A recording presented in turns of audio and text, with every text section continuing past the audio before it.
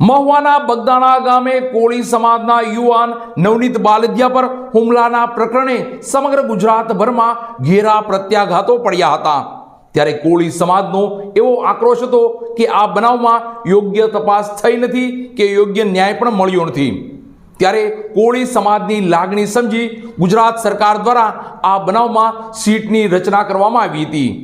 ત્યારે સીટના ઉચ્ચ અધિકારીઓએ યોગ્ય તપાસ થાય અને યોગ્ય ન્યાય મળે તેવી વાતો સાથે નામદાર કોર્ટ મહુવામાં તમામ આરોપીઓના રિમાન્ડ માંગવામાં આવ્યા હતા। ત્યારે નામદાર કોર્ટ મહુવાએ આ બનાવની ગંભીરતા સમજી અને તમામ આરોપીઓના 3 દિવસના રિમાન્ડ મંજૂર કર્યા છે।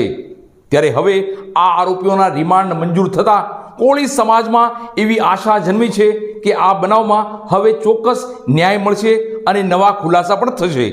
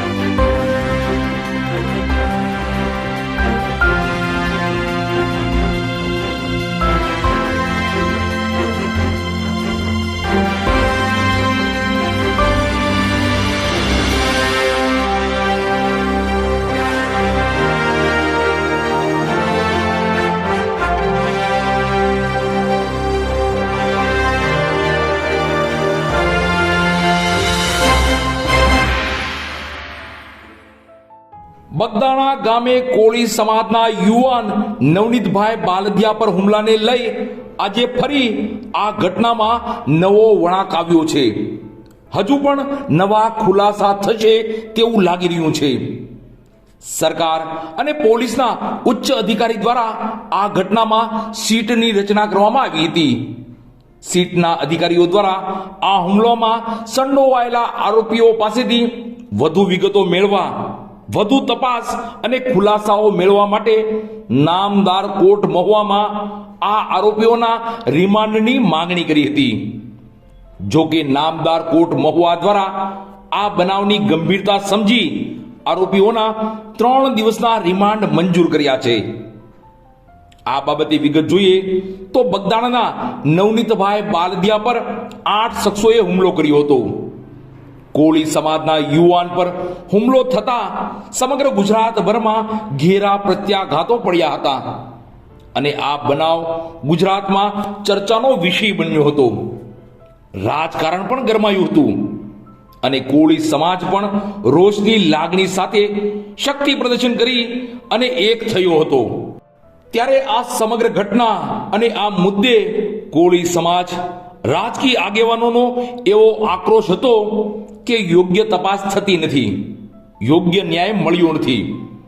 ત્યારે સરકારશ્રી દ્વારા અને પોલીસ વિભાગના ઉચ્ચ અધિકારીઓ દ્વારા સીટની રચના કરવામાં આવી હતી।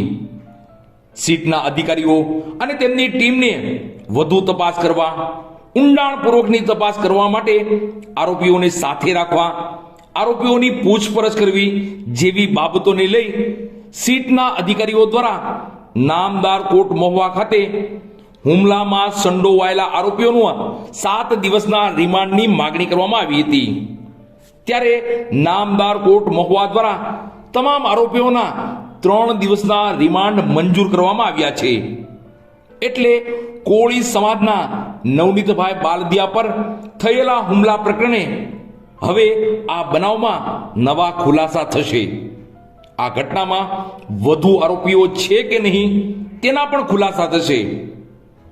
નામદાર કોર્ટ મહુવા દ્વારા આગામી તારીખ 12/1/2025 ને સોમવાર સાંજના 4 વાગ્યા સુધીના રિમાન્ડ મંજૂર કરવામાં આવ્યા છે।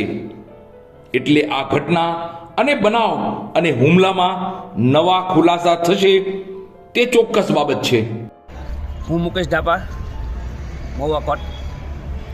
આજે નવનીતભાઈના કેસની અંદર જે સીટની રચના બાદ સીટના અધિકારીઓને આ ગુનાની અંદર હજી અગાઉની જે તપાસ થઈ છે એ તપાસ અધૂરી લાગતા આ ગુનાની અંદર અમુક કલમોનો જે ઉમેરો જે બાકી હતો તેની કલમોનો ઉમેરો કરવા માટેનો ગઈકાલે એક કોર્ટની અંદર રિપોર્ટ થયેલો. તેમાં BNSની કલમ 61(2) અને 126 મુજબનો ઉમેરો કરવામાં આવેલો છે.